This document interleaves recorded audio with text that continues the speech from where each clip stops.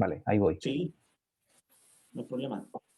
En grabando. Chile hay más de 50 empresas sanitarias. Las empresas sanitarias, su objetivo, ¿cierto?, es captar las aguas de fuentes superficiales o acuíferos, ¿cierto?, napas subterráneas, eh, hacerla potable, distribuirla a la población, ya sea residencial e industrial, y luego la recolección y el tratamiento de aguas servidas. Lo mismo que hace Agua Andina, ESVAL, ESBIO, Aguas Magallanes, Aguas Décimas. Hay aproximadamente 50 empresas sanitarias que tienen diferentes concesiones. Entre esas es la que lidero yo, que es Agua Santiago Poniente, que nos encargamos del territorio operacional del sector de ENEA. No sé si alguien conoce el sector de ENEA, que está ubicado en Pudahuel, inmediatamente al lado del aeropuerto, una ciudad industrial de más de 1000 hectáreas, en donde es un desarrollo inmobiliario, y nosotros prestamos el servicio sanitario ahí. Así que lo voy a presentar. La pregunta típica cuando uno hace clase así, ¿se ve? Sí, se ve, Perfecto. ahí, perfecto. Ya. Entonces, como les dije, mi nombre es Felipe Mesa, soy el gerente general de la compañía y hace aproximadamente un año y medio era el gerente de operaciones, así que soy técnico en la materia, no solamente en la parte administrativa. Agua Santiago Poniente, ¿dónde estamos ubicados? Como les comentaba, es todo el desarrollo de ENEA, que es 1000 hectáreas, en donde está colindante entre Costanera Norte, Ruta 68, San Pablo y Américo Vespucio. Por lo tanto, donde está ubicado Agua Santiago Poniente y el desarrollo industrial y residencial ENEA, es un polo bastante atractivo para empresas industriales, porque están a un par de kilómetros de las mejores rutas de acceso de Santiago y a la vez colindante con el aeropuerto. Entonces ustedes ya más o menos podrán comprender el tipo de cliente a quien le prestamos el servicio sanitario. Tenemos un sector residencial altamente denso y un sector industrial de todo tipo: alimentos, informática, información, transporte público. O sea, tenemos, para que ustedes más o menos vayan notando cuál es la generación de residuos que tenemos en la zona. Una foto aérea de la planta de tratamiento de agua servida. Después voy a entrar en detalle algunas características de la planta. Es una planta convencional de los activados. Pueden ver los reactores y los sedimentadores. Y una última inversión que hicimos hace aproximadamente un año y medio, una planta solar de 120 kilos. Y esa planta solar lo que hace es de autoconsumo. La ley de net billing, que lo que hace es que tú puedes poner un sistema fotovoltaico, tienes la opción de consumirlo en un 100% o para consumirlo y los excedentes los puedas vender al distribuidor. En este caso nosotros consumimos el 100%. Nosotros tenemos una potencia en la planta de tratamiento de aproximadamente, potencia consumida entre 220 y 240 kilos, y la planta solar nos genera 120. Por lo tanto, consumimos toda la potencia, la energía y potencia que genera la planta solar. ¿Cuándo podríamos vender y que sea bidireccional la energía? Cuando tengamos una parada de planta. Pero esto es un proceso continuo, como saben, el tratamiento de agua servida, y no es un proceso por lote, no cerramos. La industria trabaja 24/7 y los domicilios también. Entonces, no tenemos la opción de tener parada de planta, sino que ir llenando y vaciando reactores para sus diferentes mantenciones. Tenemos las 4 concesiones: producción de agua potable, ¿cierto?, que tomamos las aguas de las napas subterráneas de los acuíferos, las elevamos mediante pozos subterráneos. Tenemos más de 7 pozos en el sector, en el radio de ENEA, ¿cierto? Luego eso pasa a la etapa de distribución, pero previamente pasa a los estanques de contacto, donde previamente al agua se le inyecta hipoclorito de sodio, no se le inyecta cloro. El cloro es un gas, como todos saben, no trabajamos con gas. Inyectamos hipoclorito de sodio al 10%, y en estanques de 3.000 metros cúbicos, para tener un tiempo de contacto como dice la norma, de mínimo 30 minutos, para que el hipoclorito pueda inactivar posibles agentes patógenos que puedan existir en las fuentes de captación. Luego tenemos la distribución. Nosotros no tenemos distribución gravitacional, tenemos plantas presurizadoras, plantas 1 y 2, en donde le damos presión al agua para que llegue a los diferentes puntos de nuestra red. A posterior tenemos la recolección de aguas servidas, que también tenemos zonas gravitacionales, pero lamentablemente tenemos en algunas zonas que recolectar mediante plantas elevadoras de aguas servidas para a posterior llevar esas aguas servidas a la planta de tratamiento mediante elevación. Y finalmente tenemos el tratamiento de aguas servidas, en donde, como les comenté, tenemos una planta convencional de lodo activado, de un caudal de diseño de 60,6 litros por segundo y una carga media de 1.660 kilos de VO5 días. Los quiero invitar a que vean un poquito de qué se trata en todos los aspectos de nuestro trabajo. Me comentan si se logra ver el video.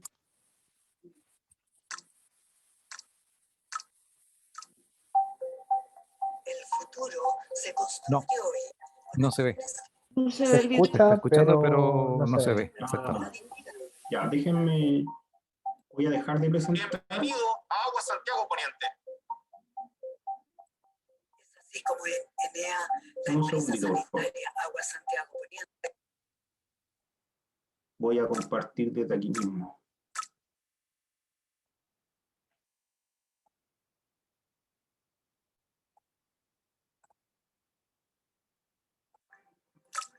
Ahí debería verse. El futuro se construye Sí, hoy. se ve. Ahí se ve. Sí, se ve.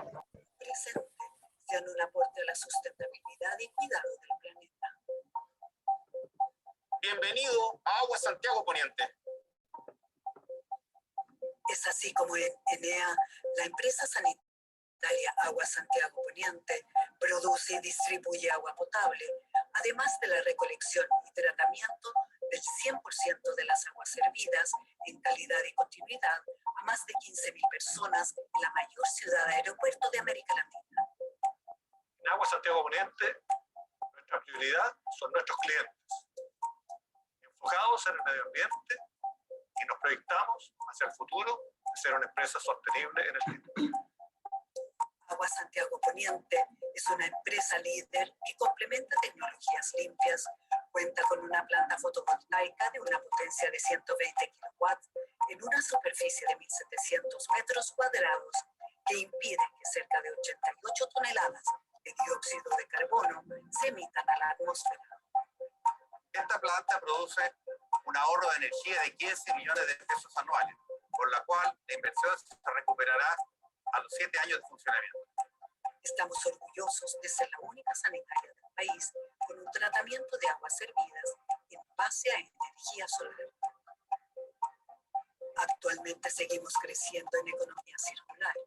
Por eso estamos implementando un sistema de tratamiento de lodos en base a lombrices con un biofiltro compuesto por una alta densidad de flora microbiana, obteniendo un agua de altísima calidad y excelentes propiedades.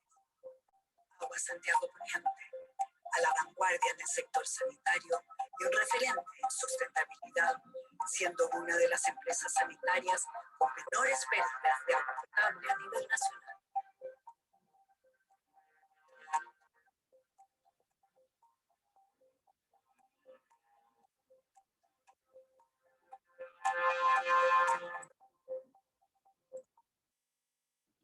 Muchas gracias por. Vamos, así.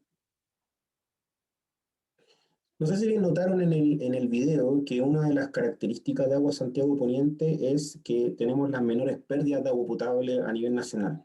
El gran problema de la industria sanitaria, chiquillos, es que hay muchas pérdidas o agua no facturada, o sea, que hay una diferencia abismante entre la producción y la facturación. El promedio nacional entre la producción y la facturación bordea el 34%. La semana pasada, la Superintendencia de Servicios Sanitarios sacó el ranking de las empresas, de todas las empresas a nivel nacional y respecto a las pérdidas de agua, y estamos en un 34% a nivel medio. En Agua Santiago Poniente estamos en un 10% y bajándolo. Ya estamos en la etapa de cuantificar si seguir buscando pérdidas es rentable o no, porque las pérdidas, solamente a modo de resumen, las pérdidas se dividen en pérdidas físicas y en pérdida aparente. Las pérdidas físicas son a través de las tuberías, etcétera, y las pérdidas aparentes son respecto a la medición, el cliente final. Nosotros ya estamos en lo que son las pérdidas físicas, pero como ustedes saben, las tuberías van bajo el pavimento y puede ser más caro romper la calle para reparar una tubería que está filtrando versus dejar la pérdida ahí, que ya no, es casi inviable bajar mucho más a pérdida cero. Entonces en esa etapa estamos al menos 3 empresas a nivel nacional que ya tienen pérdida menor al 10%. Como les dije, el promedio nacional es de 34%, y no sé si conocen ustedes SMAPA, que es la empresa sanitaria de Maipú, que es una empresa sanitaria estatal, tiene el 36% de pérdida de agua. Solamente a modo de comentario, el sector sanitario es regulado. ¿Qué quiere decir? Que como son monopolios naturales, el Estado regula y fija las tarifas. Y las tarifas en lo que es pérdidas, fija una pérdida teórica de un 13%. Por lo tanto, nosotros ya estamos bajo la pérdida que está en tarifa. ¿Por qué el Estado pone una pérdida? Porque hay consumos propios de los recintos para, por ejemplo, para el tratamiento de aguas servidas, hay consumos propios, por ejemplo, cuando hay que abrir los grifos, cuando los bomberos abren los grifos, entonces son aguas que, que son contabilizadas, pero sin embargo no son facturadas para cobrar el dinero. Solamente a modo de comentario. Voy a continuar. Ahora, yéndonos de lleno de esta breve introducción, ¿cuáles son los problemas biológicos que tengo yo en la empresa sanitaria? Y lo he visto a lo largo de las capacitaciones que he dado en otras universidades y otras empresas sanitarias. No me voy a ir de lleno al sistema de tratamiento, me voy a ir aguas arriba. Los problemas, chiquillos, que tenemos en los sistemas, los procesos biológicos, primero son los riles. ¿Ya? Ustedes saben que los riles, los residuos industriales líquidos, generan problemas a los sistemas de recolección de aguas servidas y también a los sistemas de tratamiento. Y a su vez, como generan daño en los sistemas de tratamiento, porque como ustedes podrán ver, tenemos una planta de tratamiento de aguas servidas y no tenemos una planta de aguas de riles. Entonces, grandes cargas, ¿cierto? Caudal, medidas por caudal y concentración, o gasto por concentración, referente a flujos másicos, grandes cargas de algún contaminante ya se transforman en riles y nos dañan los sistemas de tratamiento, y al dañar los sistemas de tratamiento, ¿qué genera? Perjuicios a la calidad del efluente final y por ende al ecosistema donde estamos descargando el efluente. Otro problema también es el control de riles, y lo voy a explicar en mayor abundamiento a continuación, pero lamentablemente el control de riles es poco conocido en Chile. Las industrias generadoras de riles desconocen que tienen que cumplir normas de emisión, ¿cierto? Decreto 90, decreto 609 o el decreto 46 de infiltración. Decreto 90, ¿cierto? Descarga a cuerpos superficiales.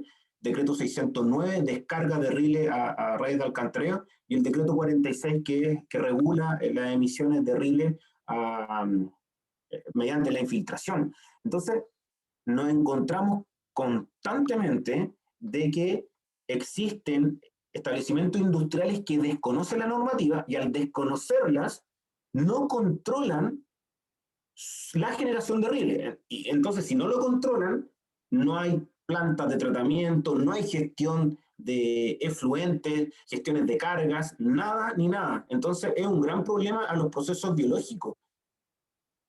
Por otro lado, tenemos el mal uso del alcantarillado.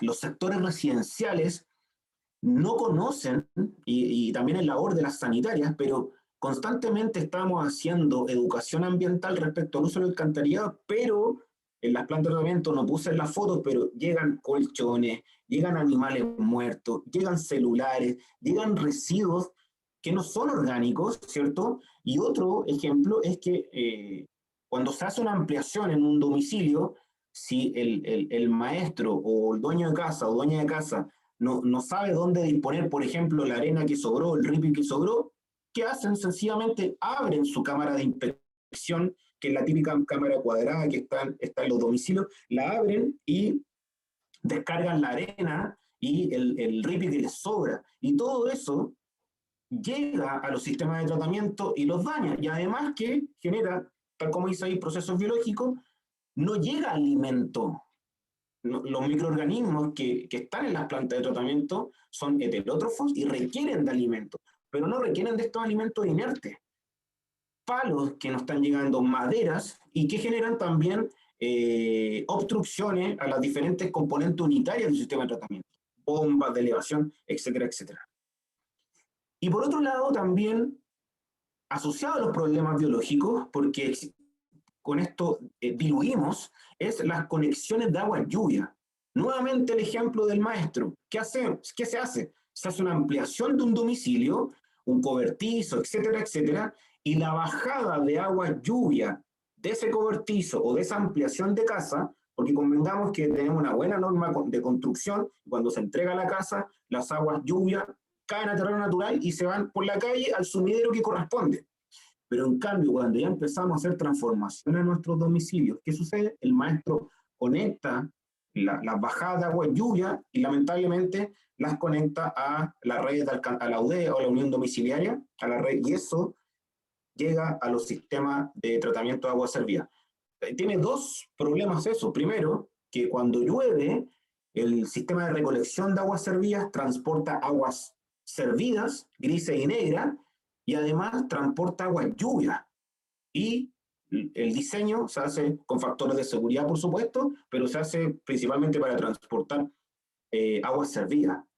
Y además, por otro lado, como está transportando agua lluvia, a la planta de tratamiento, en vez de llegarle DBO5, los diferentes nutrientes biológicos, ¿cierto? Orgánicos, está llegando agua que genera una dilución y lo que llamamos nosotros en el proceso un lavado de planta, que genera diferentes problemas en los sistemas de tratamiento. Respecto al control de riles, ¿cierto?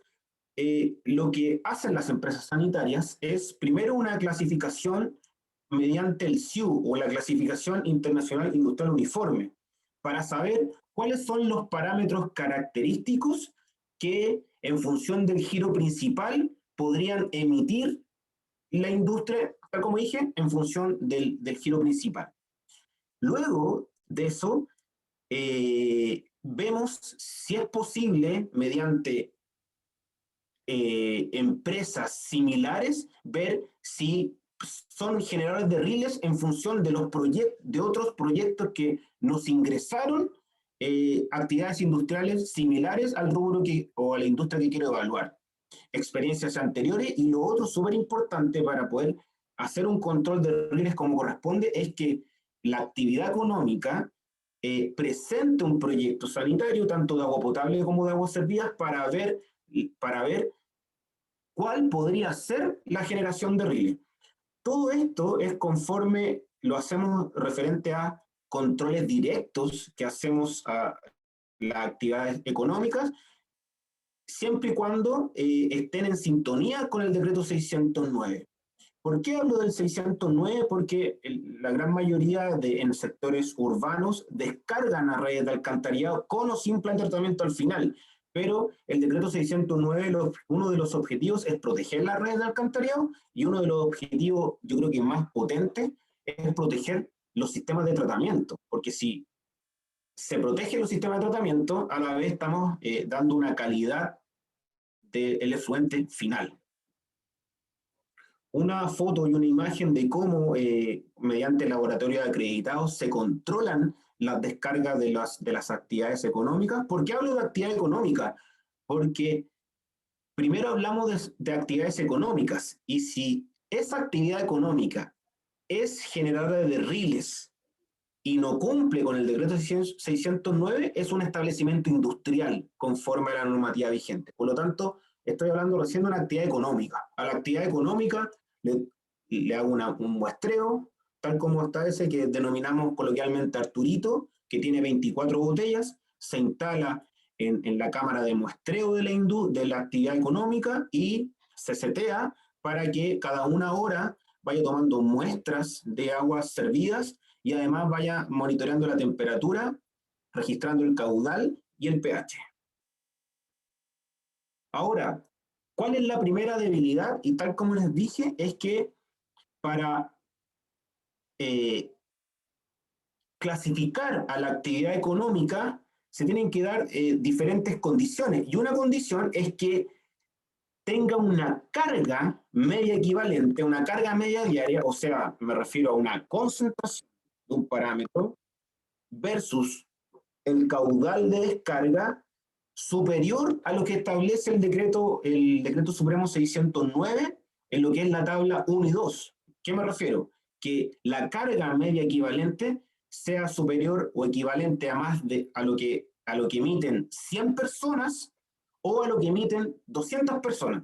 Y lo dejo ahí, es que una primera debilidad, y lo voy a mencionar a posterior porque es una debilidad. Entonces, si el establecimiento industrial descarga sus riles a una red de alcantarillado que correspondiese a un servicio sanitario con población abastecida inferior o igual a 100.000 habitantes, ¿qué se refiere? Una empresa sanitaria que abastece, ¿cierto?, a más de 100.000 habitantes, no clientes. Nosotros denominamos cliente a un medidor, a un domicilio. Estoy hablando de habitantes, ¿qué quiere decir? Un medidor lo multiplico por una densidad de 4 personas por casa, por así decirlo. Eso es los habitantes para nosotros. Deberá dar cumplimiento a la presente norma cuando sus descargas de residuos industriales líquidos tuvieran una carga media diaria superior a las equivalentes al agua servidas de una población de 100 personas, en uno o más de los parámetros señalados en la tabla 1. Y aquí señalo los parámetros, son un poquito más de 20 parámetros, y aquí ya hay una segunda debilidad. Está claro que no podemos medir todo, pero existen industrias que descargan muchos más parámetros que los que están en el decreto 609. Entonces, ¿qué quiere decir? Si yo hago un barrido de muchos más parámetros y no está en el 609, no está la herramienta legal para poder hacer el control de riles de esa industria, porque no está normado. Ahora, por otro lado, si el establecimiento descarga riles a una red de alcantarillado que corresponde a un servicio sanitario con población abastecida superior a 100.000 habitantes, nuevamente, una empresa sanitaria en una localidad que abastece a más de 100.000 habitantes, esa actividad industrial va a ser establecimiento industrial cuando su carga media sea superior al equivalente a las aguas servidas de 100 personas, tal como lo señala o lo señalé en la tabla 1, pero exceptuando los parámetros de DBO5, fósforo, nitrógeno, amoniacal y solo suspendidos totales. Los que, a diferencia de la tabla 1, que eran de 100 personas, esta sube a 200 personas. Por lo tanto, una de las primeras cosas que enseñamos, sobre todo a estudiantes, es que si estamos del otro lado, del industrial, y yo sé que como industrial genero una mayor carga de los parámetros orgánicos que acabo de mencionar, DBO5, fósforo, nitrógeno, amoniacal y sólidos suspendidos totales, me es más conveniente, para estar por debajo de la normativa, estar en un lugar donde la empresa sanitaria que abastece el servicio tenga una población abastecida superior a más de 100.000 habitantes, porque ya la carga me aumenta. Y como me aumenta, tengo mayor ancho de banda, por así decirlo, para aún no clasificar a ser establecimiento industrial y someterme a la evaluación del Decreto Supremo 609. Pueden ver si los parámetros DBO5, valor característico 250, y la carga contaminante equivalente a 200 habitantes ya no es 4.000, es 8.000 gramos día. En fósforo, ¿cierto? Ya no es 80, son 160 gramos día. Y así, nitrógeno amoniacal ya no es 800, sino que 1.600 gramos día, y lo mismo en sólidos suspendidos totales. Debilidades de este tema que nuevamente afectan a los procesos biológicos, hacia donde voy al final de la presentación, es que nos encontramos constantemente con mucha rotación de personal encargado de operaciones unitarias y de procesos ambientales. ¿Qué pasa? Que los encargados de las diferentes industrias que les tiran, por así decirlo, el cacho del control de riles son generalmente los profesionales o los técnicos encargados de servicios generales, que no tienen conocimiento en operación unitaria, no conocen de gestión de fluente, no conocen lo que es una carga o un flujo másico o un balance de masa simple, lo desconocen. Por lo tanto, ¿qué creen? Que cuando inmediatamente lo fiscaliza la autoridad sanitaria, en este caso la Superintendencia de Servicios Sanitarios, la Superintendencia del Medio Ambiente o la empresa sanitaria, creen inmediatamente que la mejora es una planta de tratamiento al interior de la industria. Y no es así. Nosotros sabemos que antes de proyectar una planta de tratamiento, lo que hay que hacer primero es una gestión de fluentes, ver si tenemos consumos que están elevados para bajar las cargas, si tenemos ciertos productos químicos, como el segundo punto, las hojas de datos de seguridad que no estamos revisando. Por ejemplo, cuando veía la parte operativa, cuando era gerente de operaciones, me tocaba mucho fiscalizar, no fiscalizar, sino que controlar a las industrias, una en particular que siempre salía con mucho poder espumógeno. El poder espumógeno en el decreto 609 está normado y dice que la espuma no puede ser más de 7 milímetros, ese es el límite máximo. Y nosotros íbamos y le decíamos, oye, pero ¿qué pasa? ¿Cómo tanta espuma? Ustedes saben que la espuma que genera que los microorganismos, ¿cierto? No haya transferencia en una planta de tratamiento o haya disminución de la transferencia del oxígeno que está en el aire, y además que el dióxido de carbono que emiten los microorganismos no salga de los sistemas de tratamiento. Se genera esta capa limitante que impide que ingrese, que se transfiera oxígeno, y además impide que salga el dióxido de carbono. Por eso se controla el poder espumógeno. Entonces, ¿qué nos decían? Mira, no sé, desconozco por qué aparezco con mucha espuma. Y algo que hicimos, empezamos a revisar las hojas de datos de seguridad y los primeros productos que utilizaban para la limpieza de los utensilios del casino decían en la hoja de datos de seguridad alta generador de espuma. Por lo tanto, ya con eso te das cuenta que lamentablemente hay un desconocimiento nuevamente de los encargados respecto al cumplimiento de normativas de emisión. Otro ejemplo también es que el decreto 609 regula el tema de la temperatura. No puede haber una descarga de más de 35 grados, Celsius. Y siempre, cuando se hacían controles directos en la industria de alimentos, aparecía con 50, con 40 grados Celsius, incluso con 60 grados Celsius.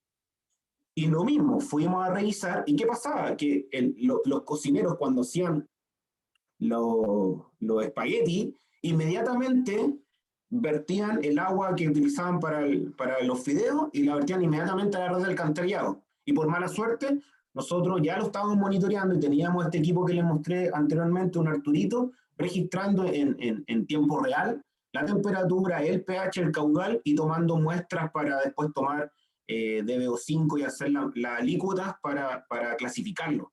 Entonces también desconocimiento de la norma. Por otro lado, debilidades del sistema es que según la clasificación internacional industrial uniforme, el SIU, el giro principal no es generador de riles, porque los parámetros están dentro en línea, pero sin embargo, o es una oficina. Entonces es una simple actividad económica sin generación de riles, pero cuenta con un gran casino. Y sucede mucho, y no a mí, sino que a todas las empresas sanitarias del país, es que el giro principal no es el generador de riles, pero sin embargo el casino para el personal es el que genera altas cargas de DBO5, de sólidos suspendidos totales y por sobre todo altas concentraciones de aceite y grasa, que ustedes saben, los aceites y grasas con cambios de temperatura se cristalizan y generan daño en las redes de recolección porque disminuye la sección transversal de las tuberías y además flotan en los sistemas de tratamiento y generan también estos problemas de transferencia de oxígeno y impiden el paso de que salga el dióxido de carbono de los microorganismos. Y por último, también una muy baja preocupación por la mantención de las cámaras degrasadoras.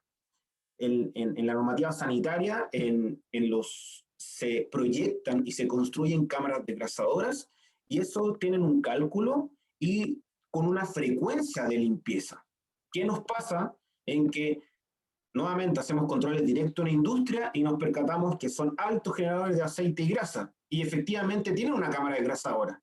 Y nos damos cuenta que en el proyecto, la frecuencia de limpieza que proyectó el proyectista, el ingeniero especialista, el ingeniero sanitario, indicó que la limpieza era mínima una vez al mes. Y solicitamos registro para verificar cuál ha sido la frecuencia de limpieza de esa cámara de grasa ahora, y nos damos cuenta que nunca se ha limpiado. Por lo tanto, nuevamente, desconocimiento. Otra amenaza, y esta es una potente, es que los domicilios son transformados en locales de comida rápida, restaurantes, llámese pollitos con papas fritas, etcétera, etcétera. ¿Y qué pasa? Que son, en definitiva, simple actividad económica. ¿Por qué? Porque sus cargas medias diarias son menores a la tabla 1 o la tabla 2 del decreto 609. Por lo tanto,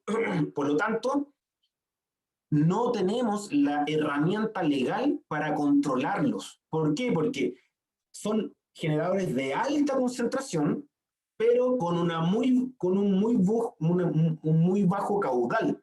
Por lo tanto, caudal, en este caso el caudal por concentración, no alcanza a ser superior a lo equivalente a 100 habitantes.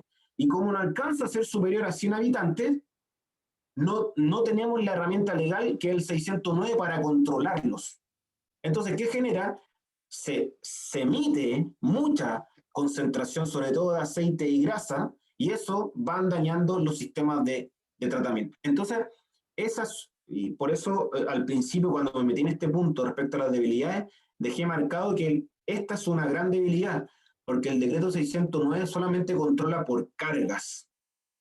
Entonces, por mí deberíamos trabajar en propuestas, por lo menos para una vez al año, una vez al semestre, controlar también a los industriales, domicilios que se transforman en actividades económicas, porque no puedo llamar establecimiento industrial porque no le aplica el 609, pero que se transforman en actividades económicas que tienen cargas inferiores a lo equivalente a una carga de 100 o 200 personas. Y ejemplos de estos son los que muestro acá, un patio de una casa que pone un local de pollos con papa frita, altamente generadores de aceite y grasa, y también de DBO5. Y también acá otro ejemplo de un puesto de pollos con papa frita, que ahora, con todo el tema que estamos viviendo, ha proliferado el tema, que me parece bien, pero se tiene que regular.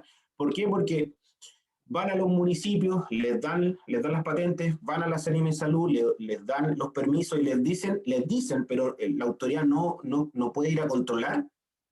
Les dicen que tienen que proyectar e instalar cámaras desgrasadoras, pero lo que les comenté anteriormente, si el industrial que supuestamente es más profesionalizado respecto a su proceso, no genera la mantención a las cámaras desgrasadoras, ¿qué nos espera para estas actividades que se transforman sobre la marcha? Es una gran debilidad del sistema. Ahora, ¿dónde tratamos todo esto orgánico que nos llega? Esta es la planta de tratamiento Barrancas, tal como les dije, con un caudal medio de 60 litros por segundo y una carga media de 1.660 kilos de DBO5 día. Pueden ver, no se ve a la derecha, pero consta de 6 reactores. Los dos primeros, uno que se ve vacío, ya no están en operación porque, tal como pueden ver más hacia el sur, o donde está la planta solar, se construyeron 2 reactores que absorbieron y son más eficientes respecto al 1 y 2.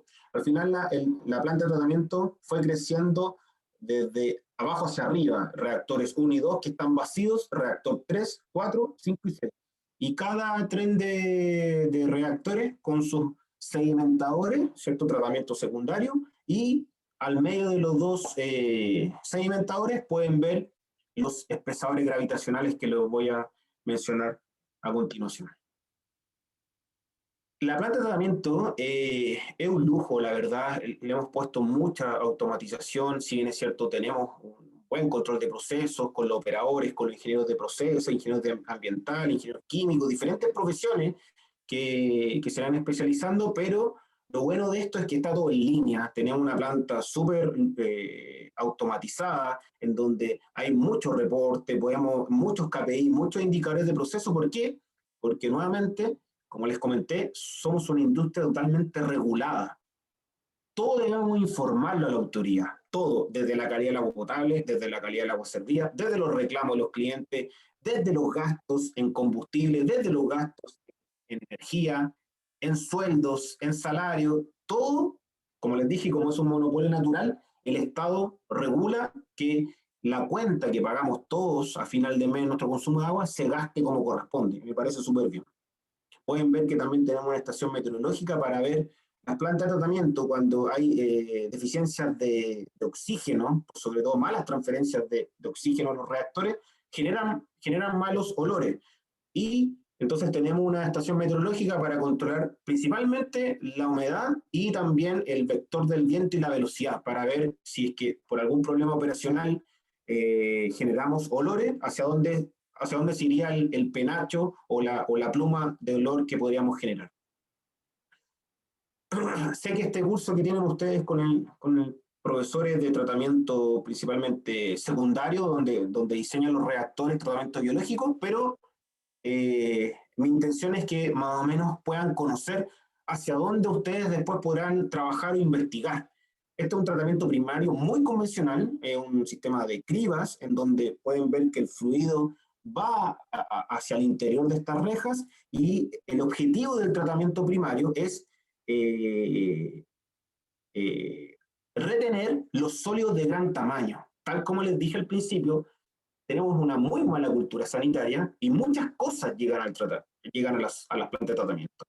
Maderas, celulares, de todo, plásticos, ripio. Entonces, lo que busca el tratamiento primario es devastar lo que trae el agua, ¿cierto? Todos los sólidos de gran tamaño, y con eso poder proteger a las diferentes componentes unitarias que vienen agua abajo del sistema de tratamiento, sistemas de bombeo principalmente y tuberías. Ahora, tal como pueden ver en la imagen, esto es un sistema lo más convencional, en donde se va haciendo una torta en esta reja, se va saturando, aumentando la presión, y el operador, dependiendo de las pautas que tenga, va con un rastrillo, por así decirlo, y saca todos estos residuos y se llevan a disposición final como residuos sólida domiciliaria. A diferencia, ya estamos en otra deriva, que esto es un tratamiento primario compacto. Pueden ver ahí a la parte superior de la imagen, se ve una estructura, una obra civil, en donde es una repartidora de caudal que reparte igualitariamente los caudales a los dos sistemas de tratamiento primario. Y estos son compactos, ¿por qué? Porque tienen en una primera etapa, todo encapsulado por el tema de la generación de olores, todo encapsulado, una primera etapa del devastado, del retiro de los sólidos de gran tamaño, después una etapa de sedimentación primaria, donde el objetivo, ¿cierto?, es que existe una sedimentación de todas las partículas inorgánicas que llegan en las aguas servidas, principalmente arenas. Y una última etapa, que antes de las tuberías que vienen hacia la otra cámara de distribución, es en la desgrasadora, que mediante un sistema Airlift, en donde se le inyecta aire y burbujas muy diminutas, sacamos la grasa, la llevamos arriba, y una especie de skimmer van retirando el sobrenadante y la grasa que trae las aguas servidas. Y pueden ver que ya en esa parte donde se ve el agua, el licor de mezcla, el chocolate, ya hay un agua más devastada, un agua que no presenta grasa sobrenadante, y esa está lista para llevarla a los reactores biológicos, que es el inicio del tratamiento secundario. Ahí pueden ver los reactores biológicos operando abajo. Voy a volver un poquito atrás. En esta imagen del reactor que está sin agua, pueden ver una especie de columpios. Ese sistema se llama sistema Biolac, que es unos columpios abajo que lo que hacen es transferir, ¿cierto?, emitir un cierto flujo de aire y unas pequeñas burbujas. Entonces los microorganismos lo que hacen ahí es captar el oxígeno para el proceso de la degradación de la materia orgánica, en este caso de la DBO5, principalmente. Entonces, el oxígeno, pueden ver que las mangas de distribución del aire quedan flotando y después en la vertical caen otras mangas que llegan a estas especies de columpio, que son difusores, y esos difusores ya transfieren estas micro burbujas de aire. También pueden ver que el tratamiento secundario después se compone también de la sedimentación gravitacional o la sedimentación secundaria. Una cosa a destacar, que en cabecera de reactores, lo que hacemos porque ustedes saben que en un sistema de tratamiento lo que hacemos es acelerar lo que el medio ambiente hace de manera natural. Por lo tanto, en cabecera de reactores aplicamos unos polímeros que cambian la polaridad de las partículas en suspensión y hacen que preparan las partículas en suspensión para el tratamiento secundario de la sedimentación, para que sedimenten, o si no, tendríamos que tener sedimentadores mucho más largos y aumentar los tiempos de residencia para que los flocks puedan sedimentar. Es por eso que ayudamos mediante aplicación de polímeros para que exista después la sedimentación secundaria. Felipe, ¿Sí? ¿Cuál es la concentración de oxígeno que usan ustedes en los reactores biológicos? No escuché, César, perdón, ¿cómo? ¿Cuál es la concentración de oxígeno disuelto que tienen en los reactores biológicos? Entre 1,8 y 2 ppm, César. Perfecto. Algunos conceptos del tratamiento secundario, que algunos los comenté, son organismos heterótrofos que están presentes en los reactores biológicos.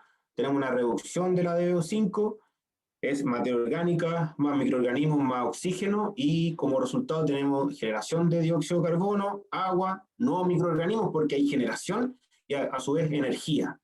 Y un concepto importante, y por eso lo quise poner, porque aparte del diseño me gusta mucho la operación, y como un sistema totalmente biológico, tenemos que en los sistemas biológicos tenemos que tener muy bien balanceado el sistema, un parámetro de muchos que hay, y cada vez van saliendo más, la relación F sobre M, que es la relación del food o el alimento que llega en base a materia orgánica, y el M de microorganismo. Tenemos que tener balanceado en los reactores el F sobre M para que exista una buena degradación de la materia orgánica. Y aquí algunas cosas que puse, me imagino que, no sé si el curso es de numeración, pero da lo mismo, es importante que conozcan esto, que la relación F sobre M constituye un método muy sencillo y práctico para controlar el proceso de tratamiento, ya que si mantenemos este parámetro dentro de los rangos indicados, y que muchas veces es a través de la experiencia. ¿Por qué lo puse? Porque te entregan una planta, ¿cierto?, con un diseño, con un modelamiento, con diferentes sistemas que modelan sistemas de tratamiento, y te dan un rango de operación de F sobre M. Pero te vas dando cuenta que después, en base a la demanda, a las descargas, a que se ponen nuevas industrias, el F sobre M va disminuyendo, va aumentando, y eso, por eso es que mucho a través de la experiencia. El F sobre M se expresa a través de kilos de DBO5 día en base a sólidos suspendidos volátiles, y valores típicos, porque como les dije, son generados a través de la experiencia, bordan entre 0,05 y 0,15 kilos de DBO5 por kilo sólido suspendido volátil. O si lo hablamos en DQO, demanda química de oxígeno, entre 0,10 y 0,30 kilos de DQO por kilo sólido suspendido volátil. Y por lo tanto, y esto lo quise también poner y destacar, que el F sobre M nos va a permitir, dentro de otras variables de operación y de ecuaciones, nos va a permitir balancear el reactor en base a los sólidos suspendidos mediante cálculos de los caudales de recirculación y los caudales de purga. Vamos a recircular cuando el F sobre M esté bajo, o sea, tenga poco microorganismo para el alimento que me está llegando, por eso recirculo, o vamos a purgar, el Q sub P, caudal de purga, cuando mi relación F sobre M y la edad media del lodo esté ya pasando los 30 días, voy a hacer un caudal de purga, y ese caudal de purga va a ser lo que se va a transformar en el lodo sanitario.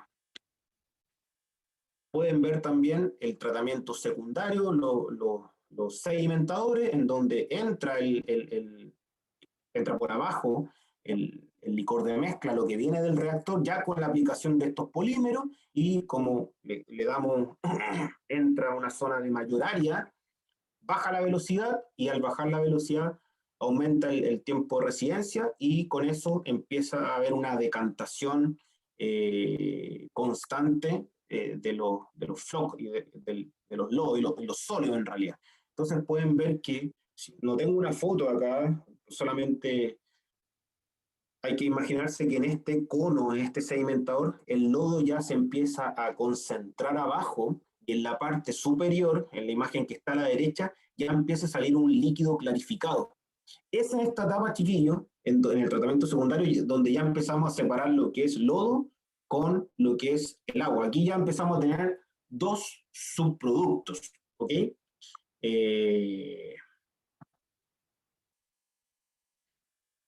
Después, entonces, como les comentaba, formamos flóculos en los reactores biológicos, que estos sedimentan en las componentes unitarias que siguen, que son la sedimentación. Y también, cosa importante, que existen unos skimmers que están no sé si se ve el cursor, ¿eh? No lo logro ver. Aquí, este es el puente barredor, y esto va girando con un periodo muy lento, y lo que va haciendo es, como va girando, le da una cierta oxigenación al lodo que va sedimentando, por remoción, por así decirlo, y además existe, tal como les dije, un skimmer, que lo que hace que va llevando a esta zona, a este baffler, va llevando todos los sólidos que no fueron filtrados o devastados en el tratamiento preliminar, por ejemplo, plásticos, algo que esté flotando, y lo van llevando de esta película clarificada hacia ese buffer, en donde esos residuos, grasa, que cae ahí, se va al sistema de tratamiento preliminar, vuelve a cabecera de planta. ¿Okay? Entonces aquí pueden ver que el mismo lodo que está en el fondo del sedimentador empuja el clarificado y hace que se vaya a este buffer, y este buffer, esta agua, se va a ir a posterior a la cámara de contacto. Tal como lo indico aquí, el agua clarificada por rebalse se va a la cámara de contacto, y ahí tenemos tiempos de retención aproximadamente de 5,4 horas.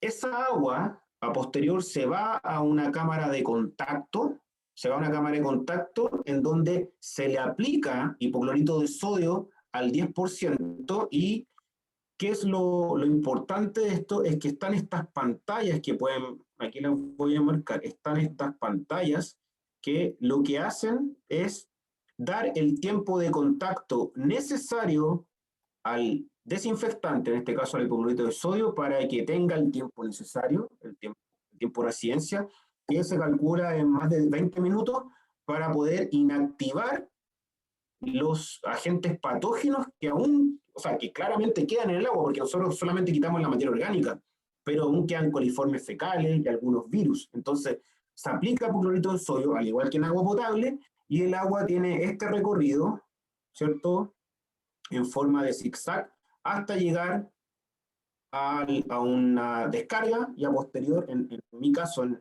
la planta de tratamiento nuestra, se va por una tubería, un canal privado, 1.600 metros hacia el norte, y se va al río Mapocho. Por el otro lado, tenemos el tratamiento de lodos, y el tratamiento de lodos es, denme un segundito, por favor. Ahora sí. Después, el tratamiento de lodos, el lodo que estaba en los sedimentadores, cuando ya está totalmente concentrado y pasa este tiempo de residencia de 5,4 horas, pasa a los espesadores gravitacionales, en donde volvemos a concentrar el lodo y los sólidos. se me olvidó comentar algo. Venimos de una concentración en los reactores de aproximadamente entre 3.500 y 5.000 miligramos por litro. Después pasamos a los sedimentadores, en donde tenemos una concentración aproximadamente entre 8.000 y 12.000. Y después pasamos a los espesadores, donde la concentración pasa de 12.000 a 18.000 y 20.000 miligramos por litro. Aquí el lodo se concentra nuevamente y para posterior llevarlo mediante bombas Sandpiper de diafragma al tratamiento de lodo, en donde pueden ver que el lodo también se le aplica polímeros. ¿Para qué? Para que el lodo, cuando pase por estos rodillos, que yo siempre doy de ejemplo que cuando uno va al supermercado y ve a los panaderos, cuando pasa la masa, ¿cierto? Para amasarla, valga la redundancia, estos tornillos hacen lo mismo, aplastan el lodo para sacarle el agua y dejar lo más seco posible, no lo deja seco, pero retirarle la mayor cantidad de agua. Esa agua que se saca del lodo vuelve a cabecera de planta y vuelve al sistema de tratamiento. Y el lodo, previamente, cuando en la línea del... ¿Ah? ¿Aló? Alguien prendió el micrófono, seguramente Felipe. Continúa. Por si acaso me quedan 10 minutos, Felipe. Tenemos clases de 1 hora, entonces.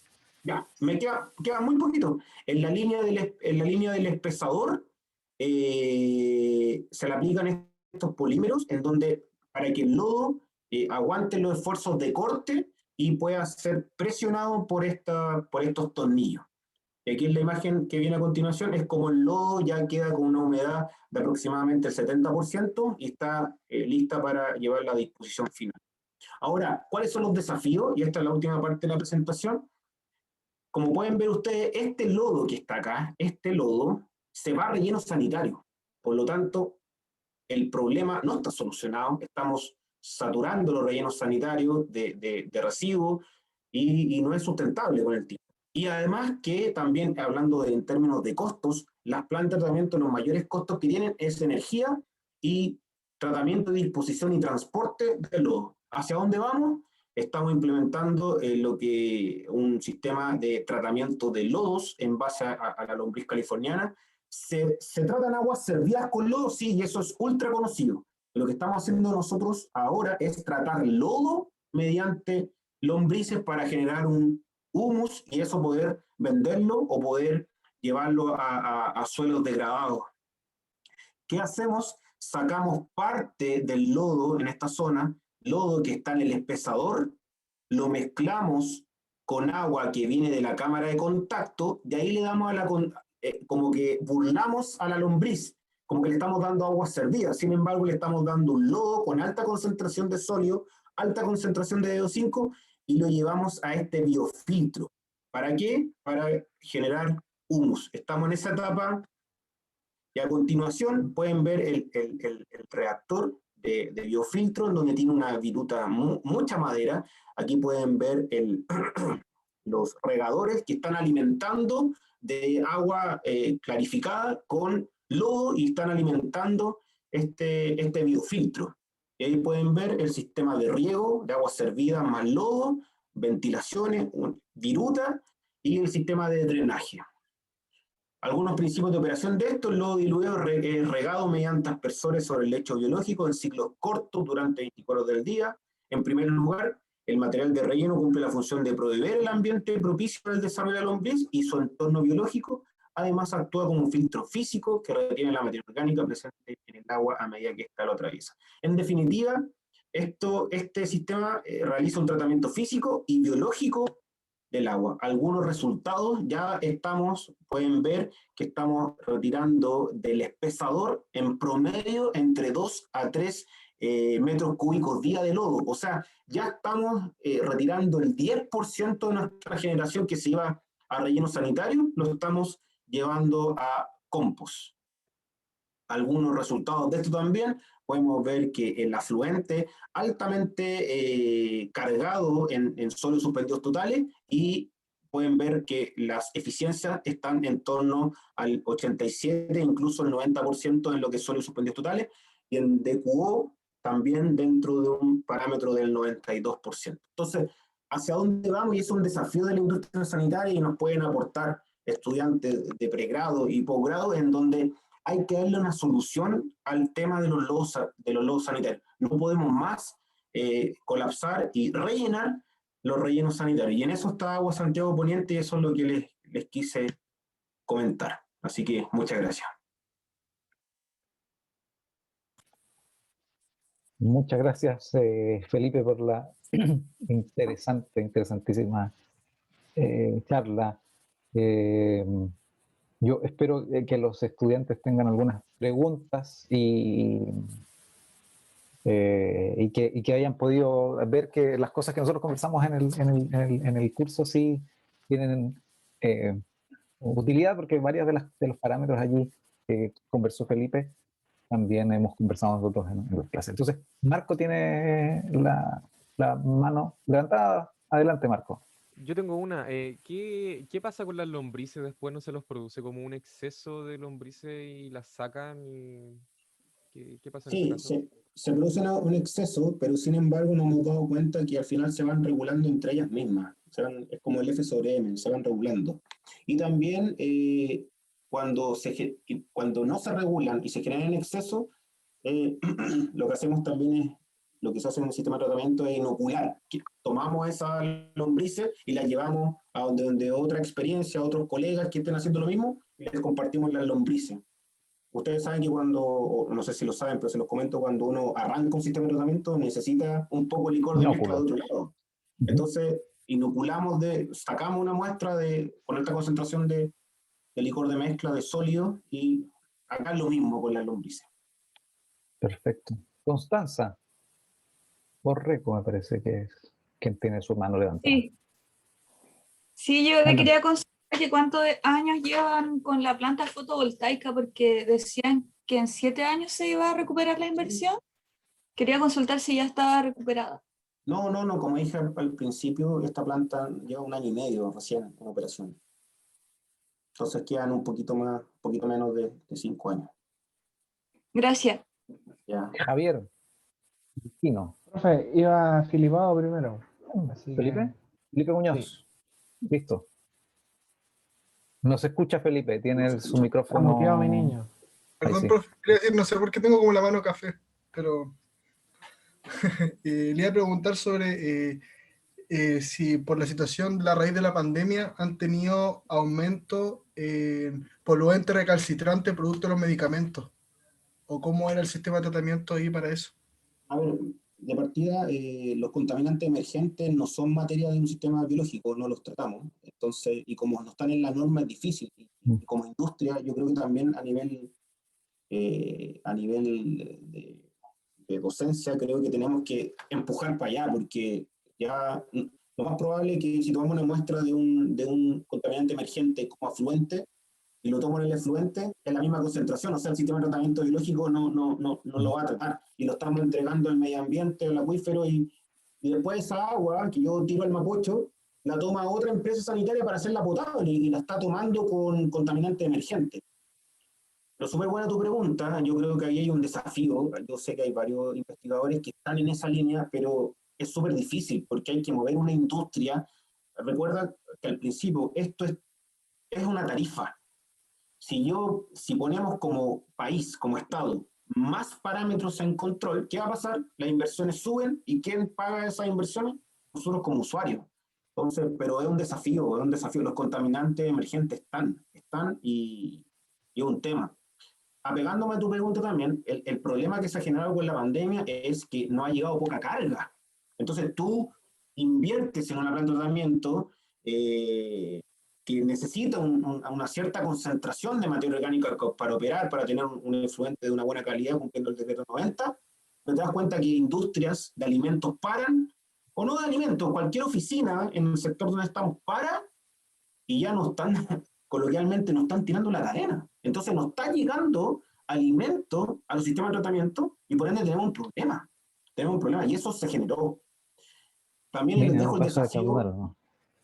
Claro, y les dejo el desafío a todos que la ley de reuso de aguas grises, que salió hace poquito y el reglamento está en consulta, va a generar un problema también, porque el agua servida tiene agua gris y agua negra, pero todo eso es materia orgánica. ¿Qué pasa? Que como se va a dar la oportunidad de reusar las aguas grises, va a llegar menos agua servida a los sistemas de tratamiento. Y los sistemas de tratamiento ya se dimensionaron para una carga, y ahora la carga va a ser menor. Entonces es un tema que hay que empezar a estudiar. Súper. Javier. Hola Felipe, buenas tardes a todos mis compañeros y compañeras y al profe. Le quería hacer una consulta sobre a qué temperaturas que trabajan los lodos activos de los diferentes reactores. Mira, entre 22, 23 grados, no más que eso. Ya, te preguntaba porque tuvimos la posibilidad de hacer una visita a la planta de tratamiento de aguas de Puerto Natales, entonces interesante tener igual esa... Bueno, César, me imagino se lo ha enseñado, uno diseña con una cierta temperatura, está en los parámetros de diseño, pero ¿qué pasa? Una industria de alimentos te aporta una temperatura X que ya te puede desbalancear el sistema. Por eso que es súper importante, además del tema del diseño, el control. Por eso yo les daba el ejemplo que los procesos biológicos, por lo general, los problemas no se dan en la planta, se dan por agentes externos que no cumplen la norma y nos generan los problemas. No les comenté también que de repente nos llega descarga de hidrocarburos. Entonces, y una planta, como bien César le enseñó, esta planta no va a tratar el hidrocarburo, va a pasar colado y me va a generar un problema. Igual que las grasas, va a flotar y no va a generar transferencia de oxígeno. Ahí entonces no es el problema en sí del diseño, sino que más bien de la falta de control respecto a las condiciones de entrada.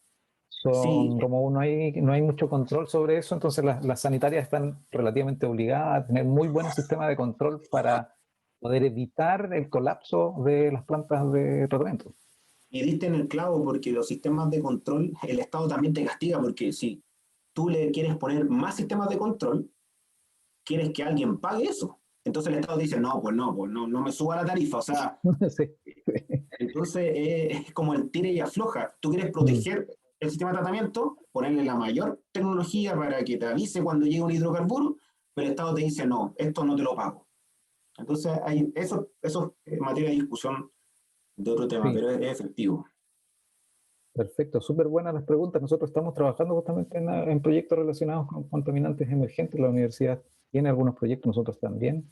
Así que cuando tengamos oportunidad te vamos a mandar algunos informes para que veas tú lo que se hace. Yo creo que en unos 3 años más, sí, porque estamos recién empezando. Carla Montenegro tiene su manito levantado, por favor. Y ya sería la última pregunta, chicos. Sí, buenas tardes. Bueno, la verdad, Felipe, yo primero quería agradecer por la charla, súper interesante. Y la verdad creo que agradezco mucho este tipo de conferencias porque yo soy de Ecuador y Ecuador prácticamente en tratamiento de agua residual es casi nula. La verdad, a nivel nacional casi no se trata el agua residual, y pues ver ya un país que está súper avanzado con mucha tecnología y que tratan ya cerca del 99% del agua residual es genial. Bueno, yo tenía varias preguntas y varias consultas alrededor de todo el proceso. Lo que a mí más me llama la atención es el sistema de vermifiltración para el tratamiento de lodos, y quería saber si habían planteado algún tipo de monitoreo con los gases que generan. O sea, porque de hecho se sabe que en los sistemas de vermifiltración o de biofiltración en general se genera como mayor cantidad de CO2, de metano, entonces son gases de efecto invernadero que de una u otra forma aportan. Es la primera. Y la otra sí quería saber más o menos los parámetros de riego o de alimentación del agua que tenías, porque mencionó que era de 24 horas, pero como de una forma itinerante. Me imagino que es para mantener la cantidad de humedad que necesitan las lombrices. Eso. Gracias, Carla. Sí. Muchas gracias, Carla. La primera pregunta súper buena y a la vez una respuesta súper mala. No estamos controlando los gases. Esto, a ver, me imagino, o se los comento, el sistema TODA, que es el tratamiento típico de lombrices, ¿cierto? Se ocupa para pocas localidades bajas, etcétera, etcétera. Está recontra comprobado. Lo que estamos haciendo como experiencia nuestra es burlar, como dije yo, a las lombrices y tratar el lodo. Ese es el problema de Chile. Estamos saturando los rellenos sanitarios y Y aparte, ¿qué pasa? Cuando el relleno sanitario lo cierran, las sanitarias no tenemos dónde llevar el lodo. En función de esos problemas, estamos haciendo esta experiencia y no ha ido bien. Pero como te digo, si nos va bien, después tenemos que controlar la segunda y tercera derivada, que son los gases de efecto invernadero que esto genera. Pero es una tarea pendiente, pero como te digo, ahora no es prioridad, no lo estamos controlando. Y respecto a tu segunda pregunta, también súper buena, efectivamente, itinerante, yo al final de la presentación mostré unos gráficos de la eficiencia en remoción de sólidos suspendidos totales y la eficiencia en remoción de DO5. Eso lo tenemos en línea y en función de cómo están esos resultados, vamos alimentando 50% de la cámara de contacto y 50% del espesador gravitacional secundario y vamos alimentando este biofiltro. Esos parámetros nos dan la entrada afluente al biofiltro. Muchas gracias. Y en el lodo residual que lo han tratado, ¿han medido coliformes fecales? Me imagino Sí, que, claro. bueno, es Sí. un para. Sí, se me olvidó comentar que nos estamos comparando con el decreto 4. El año 2009 salió el decreto 4 que regula la generación de lodos sanitarios de empresas sanitarias y efectivamente tenemos menos de 1 millón de coliformes, que es lo que pide la normativa vigente. Así que el sistema funciona. Si el gran problema de esto, si nos metemos ya a proceso, es la extensión. Ustedes pueden ver que en 10% estoy usando aproximadamente entre 1.500 y 2.000 metros cuadrados.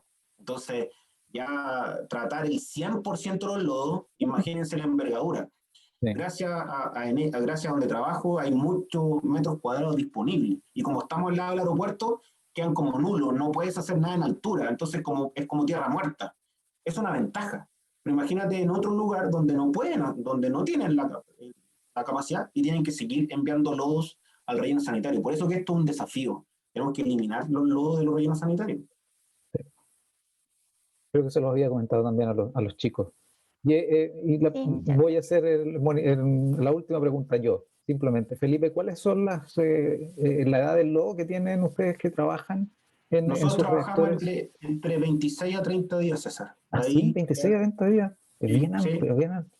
Y Aguas Andinas trabaja con edades lodo mucho más cortas, de 2 a 3 días nada más. En sus 2 a 3 días, reactores. no, nosotros entre 26 a 30 días y para afuera.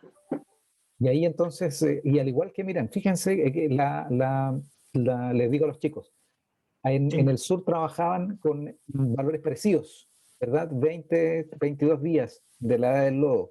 Entonces probablemente el sistema también debe remover nitrógeno y evitar justamente tener un sistema desnitrificante. Lo que vamos a revisar, si Dios quiere, en las próximas semanas son justamente los activos que hacen nitrificación en conjunto con la remoción de biomasa o de materia orgánica, ¿okay? Que es lo mismo que estamos realizando ahora, pero le agreguemos ahora el nitrógeno amoníaco. Ok, Felipe, yo tengo hartas dudas, te las voy a mandar por correo electrónico sobre las posibilidades que hay del reuso o tecnologías para el lodo. Te agradezco mucho el tiempo, ya nos pasamos un poco, yo sé que los chicos deben agradecer también la presencia y yo espero que haya sido enriquecedora para todos y todas el poder escuchar y ver que hay necesidades y que se hacen cosas también y que hay también otras posibilidades que se pueden hacer. Esto de los contaminantes emergentes requiere una ley, eso no es solamente acá, en todo el mundo.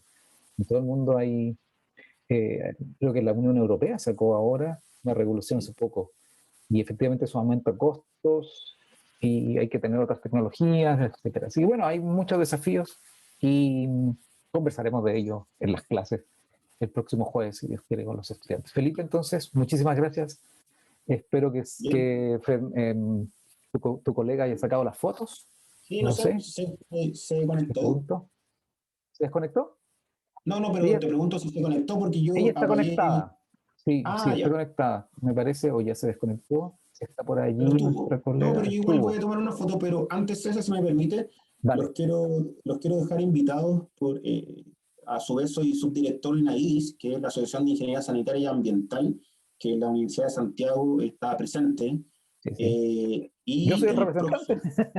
Sí, y el próximo 15 de julio vamos a tener un seminario muy cortito, buenísimo. entre 9 y a las 13 horas, el reuso de aguas servidas tratadas. Es un Sí. tema también, un desafío, sí. en donde hay varios actores. Las sanitarias quieren vender esto y reusarlo, pero los agricultores no quieren porque les quita su materia prima. Entonces, hay hartos actores y nosotros como ahí, como asociación, queremos esto ponerlo en la mesa. Y creo que ustedes, y estudiantes de pregrado y posgrado, creo que es súper interesante que lo conozcan.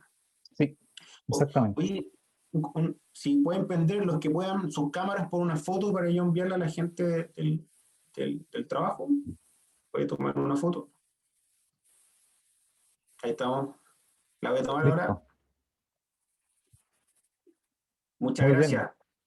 Muy bien, Que estén chicos, bien. chicas. Muchas gracias. Nos estaremos viendo. Fernanda, dígame.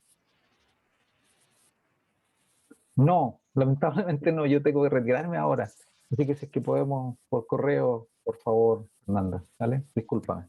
Sí, profe, es que le mandamos un correo con mi compañero y no... Sí, de las de tareas. Cristóbal. Sí, de las tareas. Sí, lo Que tengo tenemos ahí en plazo mente. hasta el viernes. Bueno, tengo todavía un ratito como para poder mandarle esas ecuaciones. Ya, muchas gracias. Listo, chicos. Chao, Muchas saludos. gracias. Y Gracias, Felipe. muchas gracias, Felipe. Gracias. Chao, Chao, muchas chao. gracias. Gracias.